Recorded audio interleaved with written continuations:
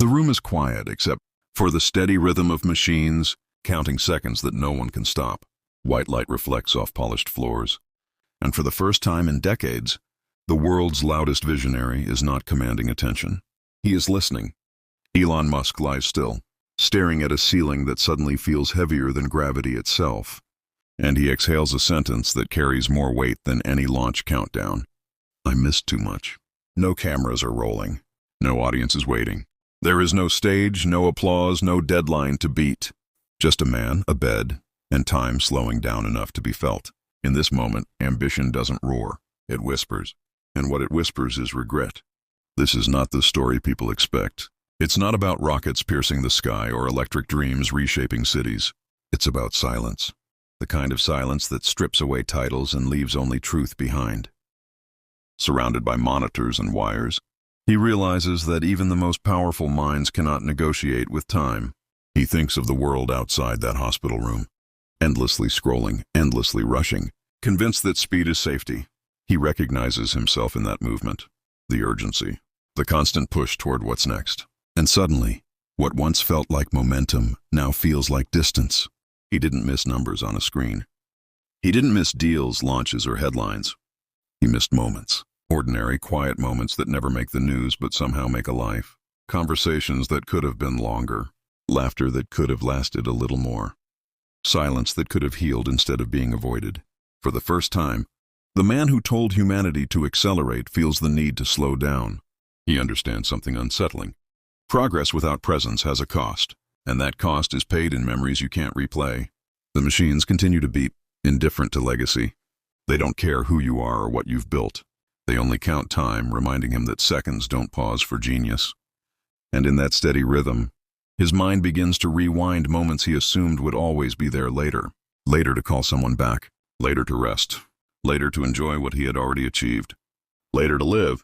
He sees now how often later becomes never, and how easily tomorrow becomes a hiding place. A thought cuts through him with unexpected clarity. The future he was racing toward was never guaranteed. He had been building tomorrow with relentless focus. But somewhere along the way, he forgot to live today. That realization doesn't feel motivational. It feels confrontational. It asks questions that don't care how successful you are. What are you postponing? Who are you assuming will always be there? What moment are you ignoring because it doesn't look important enough right now? He remembers people who stood by him when the vision was still fragile. People who wanted 5 minutes while he chased forever. He remembers laughter he postponed, forgiveness he delayed, and silence he never allowed himself to sit with. Success, he realizes, is loud. It celebrates itself. Regret is quieter, but it's heavier. It waits patiently, growing stronger the longer you ignore it. And when it finally speaks, it doesn't shout. It settles in. As his eyes close for a moment, a truth burns through him. This isn't about prophets or heroes. It's about people, about presence, about attention. The rarest resource on earth isn't intelligence, money, or power. It's being fully there. He understands that the world trained everyone to chase more but never taught anyone how to feel complete, to refresh feeds instead of relationships, to plan futures while ignoring the present. And the most unsettling part is that even at the top, he still felt unfinished. Another win never fixed that emptiness. Another milestone never filled it. Only when everything stopped did he finally see the cost of never stopping. He opens his eyes again, and the thought lands heavier than anything before it. If you don't choose where your time goes, life will choose for you. Not out of cruelty, but indifference. This is where the story stops being about him. It turns outward quietly like a mirror. Because on the other side of the screen sits someone scrolling as if time is unlimited. Someone assuming there will always be another chance to slow down. He realizes something terrifyingly simple. Time doesn't wait for visionaries. Calendars don't bend for ambition. Days pass whether you notice them or not. Missing too much doesn't happen all at once. It happens quietly, one ignored moment at a time.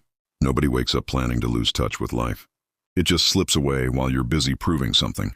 The world praises hustle but never asks what it costs. It celebrates speed and ignores exhaustion. Even the strongest minds forget how to rest, how to breathe, how to simply be.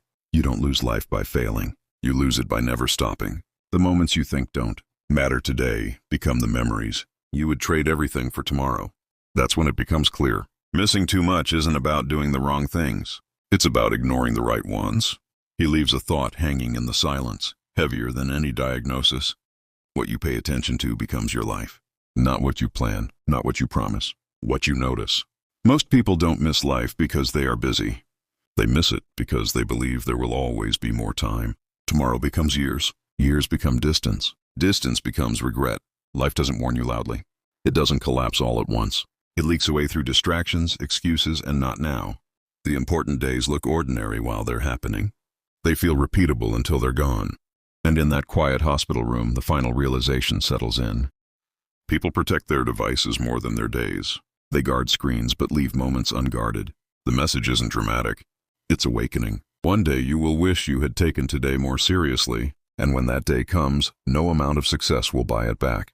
Calendars fill up faster than hearts, and notifications steal moments without ever asking permission.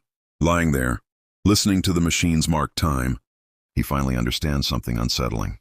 Missing too much doesn't hurt while it's happening. It doesn't scream for attention.